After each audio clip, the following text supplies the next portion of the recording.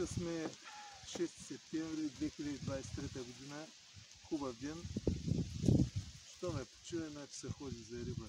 Ето има хубавото на деня.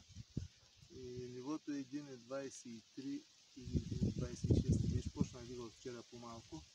Ще отиде на 2,40. Не знам събота неделя къде ще се ходи да видим какво ще бъде нивото, кои места ще бъдат открити и кои не. И основно само таранка съм ловил днес. Нищо друго не се хвана. И то на белия червей. Не ще да кълне на капана. Само на белия червей, но пък не толкова. 3 кг и 300 съм хванал. Вече много 10 риби. Мисля, че бяха. Такива и нехубави таранчета се ловиха. Но като гледам другите и толкова не бяха схванат. Си има там един с 2 беше само. Защото отварих се ходил на цимента, умре и рибите на хвана ядно. Вместо да ги пусне поне. И тъй, денес беше много хубав. И сега трябва да се завръщаме по